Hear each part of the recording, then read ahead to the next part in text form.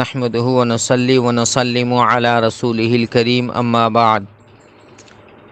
امام عشق و محبت اعلیٰ حضرت الشاہ امام احمد رضا خان فاضل بریلوی علیہ رحمت و رضوان ارشاد فرماتے ہیں کہ افر ظالم یہ بڑھا جوش تعصب، آخر بھیڑ میں ہاتھ سے کم بخت کے ایمان گیا۔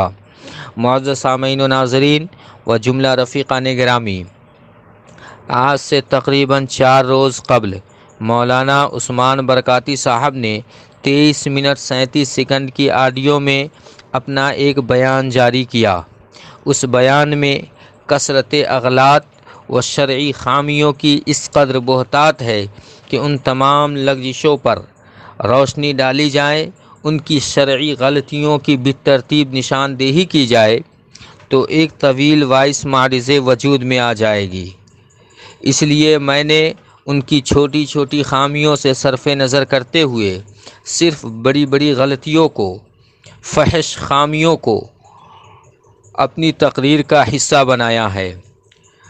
معزز سامعین کرام، واقعہ یہ ہے کہ مناظر اسلام غواص بحر علم کلام حضرت علامہ مولانا صوفی کلیم حنفی رضوی مدظلہ عالی و نورانی اور مولانا عثمان برکاتی صاحب کے درمیان جواب الجواب کا سلسلہ شروع تھا۔ 32 منٹ کی آڈیو میں مناظر اسلام حضرت العلام حضرت مولانا مفتی صوفی کلیم حنفی نے بحیثیت وکیل، بحیثیت متکلم میرے نام کا اعلان کیا۔ میرے نام کے اعلان کے بعد جب جوابی و آڈیو مولانا عثمان برکاتی صاحب کی طرف سے جاری کیا گیا تو اس آڈیو میں مولانا عثمان برکاتی صاحب کیا کہتے ہیں ان کی زبانی سماعت فرمائیں۔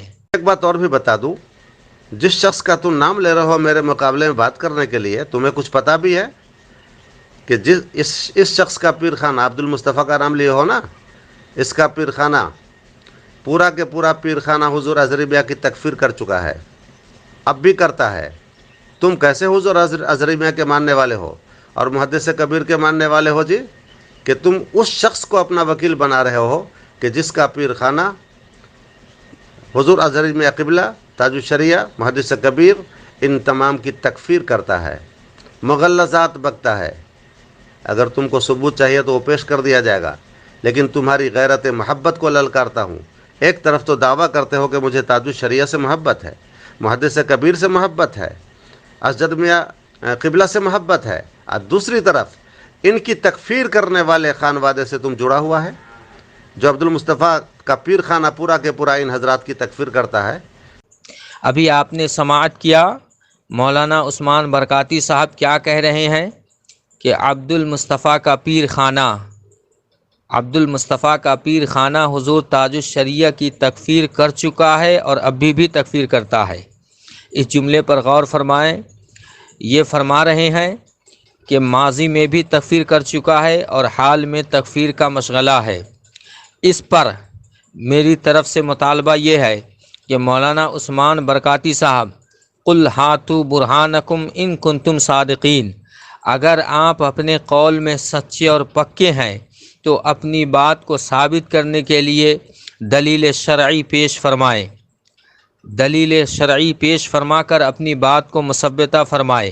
چونکہ آپ نے 2 خانقاہوں کے درمیان انتشار و افتراق پیدا کرنے کا بیان جاری کیا ہے، آپ نے 2 خانقاہوں کے درمیان خانہ جنگی اور ان کے درمیان ایک ہنگامی ماحول پیدا کرنے کا بیان جاری کیا ہے۔ اس بنیاد پر آپ کے اوپر شرعی ذمہ داری عائد ہوتی ہے کہ شرعی دلیل سے اس بات کو ثابت کریں، ورنہ اپنا یہ بیان آپ واپس لیں۔ چونکہ آپ نے بہتان کشی کی ہے خان نواد حشمتیہ پر۔ فقیر نے اس ضمن میں خانقاہ حشمتیہ کے معتمد شہزادگان سے رابطہ کیا اور اس معاملے میں تحقیق و تفتیش کی۔ ان حضرات کا بیان یہ آیا کہ مولانا عثمان برکاتی اپنے قول میں صریح جھوٹے ہیں اور وہ کذب بیانی سے کام لے رہے ہیں اور شعب اہل سنت کے خان نوادے پر ایک بہتان کشی کر رہے ہیں۔ اللہ تعالی جملہ مسلمانان اہل سنت کو ان فتنوں سے محفوظ و معمون فرمائے۔ مولانا عثمان برکاتی صاحب، آپ دلیل شرعی سے ثابت کریں، اور ہم کہہ دیتے ہیں کہ صبح قیامت تک آپ اس کو ثابت نہیں کر سکتے، چونکہ آپ نے علم یقین کے ساتھ کہا ہے۔ ایک ہوتا یوں بیان آپ جاری کرتے کہ میں نے سنا ہے کہ خان نواد حشمتیہ تکفیر کر چکا ہے یا کرتے ہیں، تو سنی ہوئی بات میں صدق و کذب کا احتمال ہوتا ہے، تو یہاں آپ کی بچنے کی گنجائش تھی، مگر آپ نے یقین کے ساتھ بیان جاری کیا ہے کہ تکفیر کر چکا ہے اور ابھی بھی تکفیر کرتا ہے۔ اس لیے آپ کے اوپر شرعی ذمہ داری ہے کہ آپ ثبوت شرعی سے اس بات کو ثابت کریں، ورنہ بہتان کشی کے جرم میں آپ کے اوپر توبہ لازم ہو رہا ہے۔ سرکار دو عالم صلی اللہ علیہ وسلم ارشاد فرماتے ہیں، لیس بشیء من العصیان اعظم من البہتان، کہ بہتان کشی کرنا تمام گناہوں سے بڑا گناہ ہے، سب سے بڑا گناہ بہتان کشی ہے۔ تو میری طرف سے یہی مطالبہ جاری ہوگا، اور تمام حشمتی حضرات کے اس بات کے مجاز رکھتے ہیں کہ آپ سے مواخذہ جاری رکھیں، ورنہ آپ اپنا یہ غلط بیان واپس لے کر رجوع نامہ شائع کریں۔ اب آئیے مولانا عثمان برکاتی صاحب کی دوسری گفتگو سماعت کرے، دوسری شق سماعت فرمائے۔ جب صوفی کلیم حنفی مناظر اسلام نے مولانا عثمان برکاتی صاحب سے کہا کہ آپ قسط وار مضمون کا جواب کیوں نہیں دیتے، تو اس پر ان کی طرف سے کیا بیان آیا، یہ فرماتے ہیں کہ جواب میں کیوں دوں، 7 ہی قسط کیوں، 7,000 قسطیں لکھی جائے گی، پھر بھی میں جواب نہیں دوں گا، اور اس سے مجھے کچھ فرق نہیں پڑنے والا ہے۔ اس جملے سے آپ اندازہ لگا سکتے ہیں کہ مسلکی آزادی اور مذہبی آزادی کس قدر ان کے سینے میں پنپ رہی ہے۔ اور ایک بیان اور بھی میں نے ان کا سنا ہے، حضرت علامہ مولانا مفتی غلام جیلانی ازہری صاحب نے اپنے بیان میں جاری کیا کہ عثمان برکاتی صاحب کہتے ہیں 50 فتویٰ آ جائیں مجھے کچھ فرق نہیں پڑتا ہے۔ تو اب یہ نظریہ ہے شریعت اور مذہب کے تعلق سے ان کا۔ خیر، انہوں نے قسط کے حوالے سے جو غلط فہمی اور عوام اہل سنت کو جو مغالطے میں ڈالنے کی سعی ناپاک کی ہے، اس پر میں روشنی ڈال رہا ہوں، بغور سماعت کرے۔ ان کا قول یہ ہے کہ قسط کا تعلق زید کی تکفیر سے ہے، جبکہ یہ صریح جھوٹ ہے۔ قسط کا تعلق جواب عثمانی کی قباحت سے ہے۔ جملہ اہل فہم پر، ارباب علم و فن پر یہ بات ظاہر و باہر ہے کہ قسط کی ترتیب جو ہے اور قسط کے عناوین اس بات پر مشیر ہے کہ جواب عثمانی گمراہ کن جواب ہے۔ زید کی تکفیر سے اس کا تعلق ہی نہیں ہے، وہ تو ضمناً ان کی باتیں گزارش کر دی گئی ہے، ورنہ حقیقت یہ ہے کہ اس کا تعلق جواب عثمانی کی قباحت سے ہے۔ آپ قسط وار مضامین کو دیکھیے۔ مولانا عثمان برکاتی صاحب کمال چالاکی میں عوام اہل سنت کو دھوکہ دینا اور ان کو گمراہ کرنے کا ان کو ایک انفرادی ملکہ حاصل ہے۔ آپ غور کیجئے، یہ مثال دے رہے ہیں، بھوڑی مثال یہ دیتے ہیں کہ ایک شخص کسی کی تکفیر کرے اور اس پر ان سے دلیل شرعی کا مطالبہ کیا جائے تو وہ پورا قرآن پڑھ کے سنا دے، تو کیا یہ دلیل شرعی ہوگی؟ اب یہ نظریہ یہ پیش کر رہے ہیں، تو یقیناً پورے نیپال میں دھوکہ اور مکر و فریب میں عوام اہل سنت کو اپنے جال میں پھنسانے کا جو ہنر آپ کو حاصل ہے، یہ کسی اور کو حاصل نہیں ہے۔ میں قسط وار مضامین کو آپ کے سامنے رکھتا ہوں۔ قسط نمبر اول آپ مطالعہ کیجئے، اس کا عنوان یہ ہے کہ مسئلہ قشقہ میں عثمان برکاتی صاحب شریعت کی زد میں۔ قسط نمبر 2 عثمان برکاتی صاحب لزوم کفر کے احکام میں فقہائے اسلام سے منحرف۔ قسط نمبر 3، اس کا عنوان ہے مولانا عثمان برکاتی صاحب کی نقل عبارت میں خیانت۔ قسط نمبر 4، جواب عثمانی کی روح سے نیپال میں مسلم لیڈران کو سیاست کرنا حرام۔ قسط نمبر 5، اس کا عنوان ہے جواب عثمانی کی روح سے قرآن پاک کی معنوی تحریف۔ قسط نمبر 6 کا عنوان ہے جواب عثمانی سے سکوت عن المنکرات کی دعوت عامہ۔ قسط نمبر 7، جواب عثمانی حدیث پاک کی روح سے جواب شیطانی ہے۔ میں نے بالترتیب تمام قسط وار کے عناوین کو آپ کے سامنے رکھا۔ اس میں کہیں پر بھی کسی عنوان کا تعلق زید کی تکفیر سے سمجھ میں آ رہا ہے؟ ہرگز نہیں۔ مولانا عثمان برکاتی صاحب، میں آپ سے پوچھنا چاہتا ہوں کہ مسئلہ قشقہ میں عثمان برکاتی صاحب شریعت کی زد میں، یہ شریعت کی زد میں عثمان برکاتی ہے یا زید ہے؟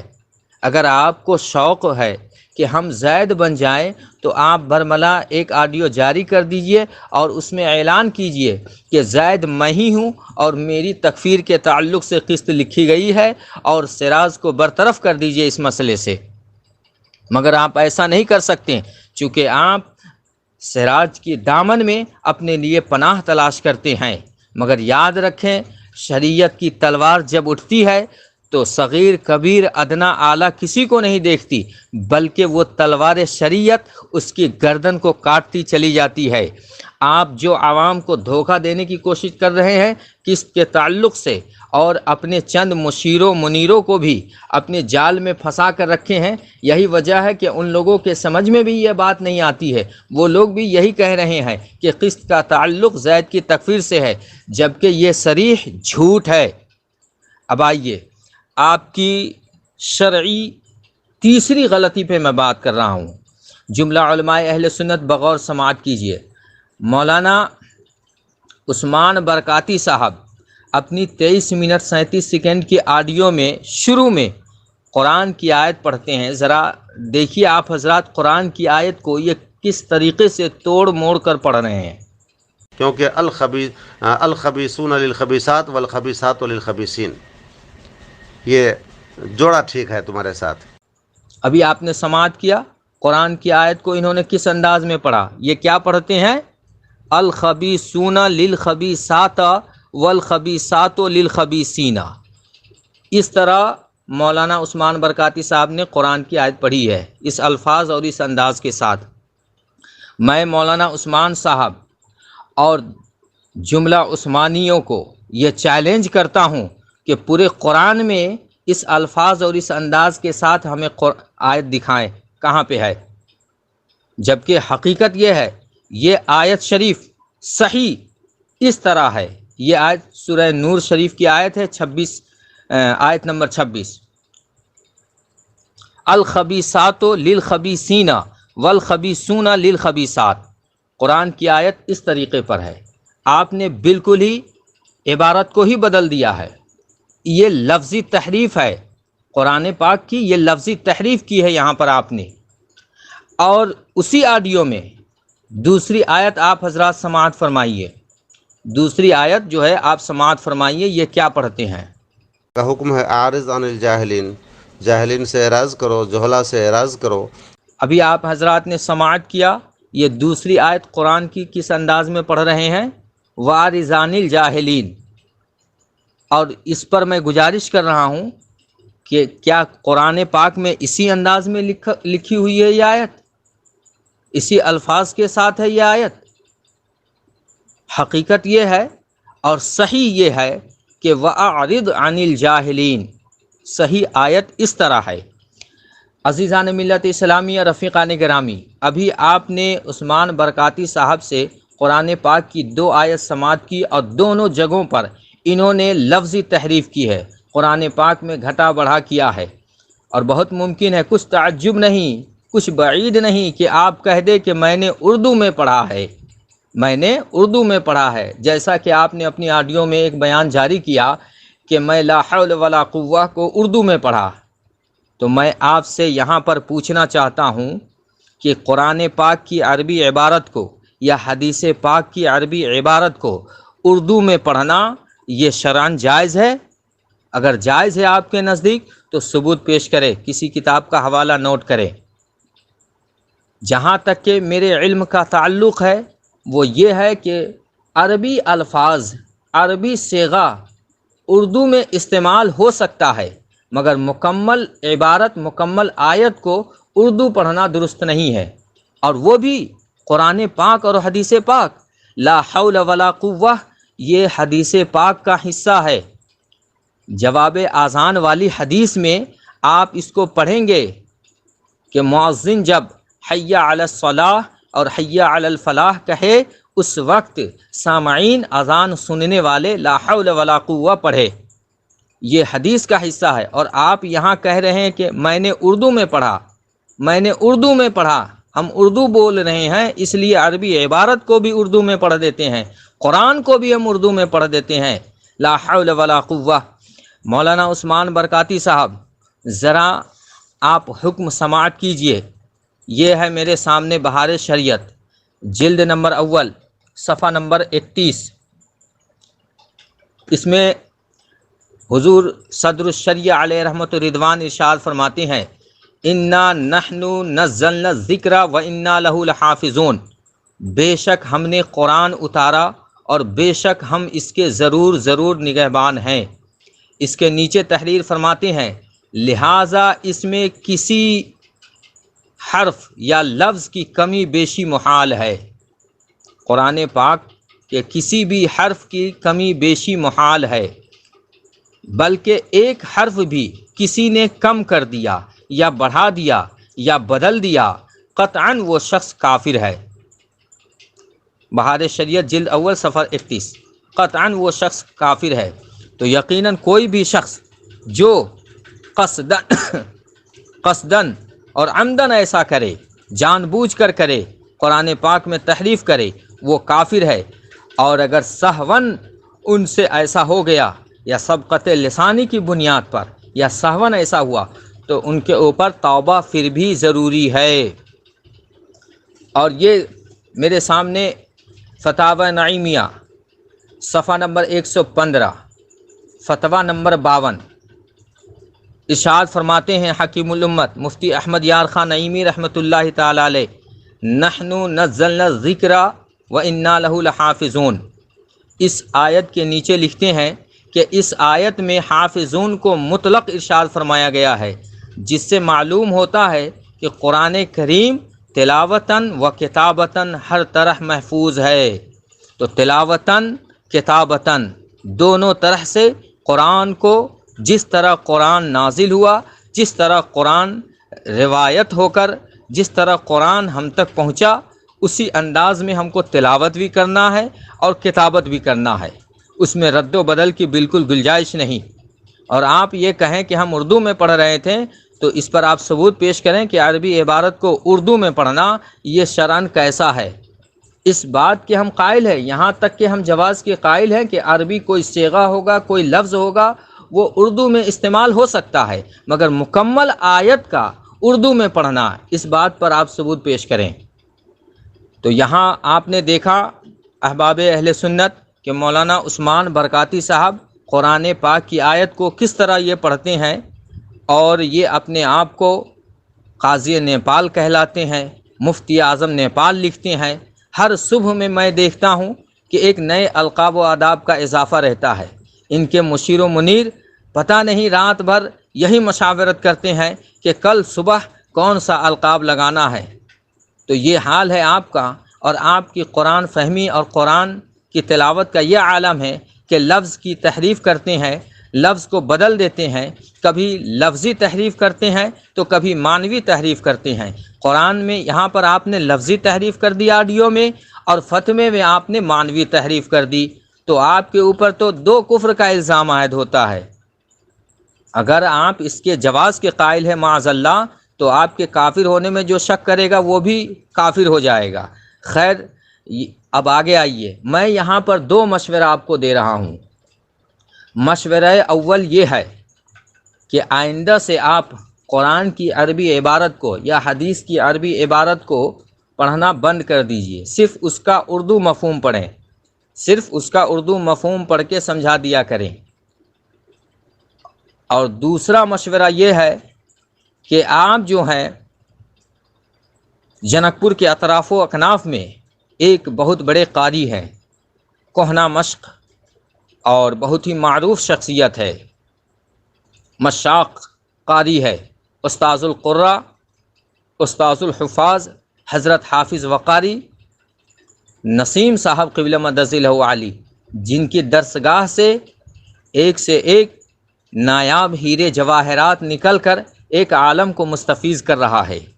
وہاں پر پہنچیے اور پہنچنے کے بعد 3 مہینہ 90 دن کا قرأت کا کورس کر لیجئے، اور قاری صاحب کی بارگاہ میں جب 90 دن کا کورس کر لیجئے گا قرأت کا، تو انشاءاللہ قرآن پاک کو آپ صحیح طریقے سے پڑھ سکتے ہیں۔ تو حضرات محترم، میں نے صرف ان کی 4 خامیوں پر روشنی ڈالی ہے، اور مزید گفتگو آئندہ وائس میں کرتا ہوں انشاءاللہ۔ فقط والسلام، فقیر عبد المصطفیٰ حشمتی، بہڑا جلیشور، جبدی، نیپال۔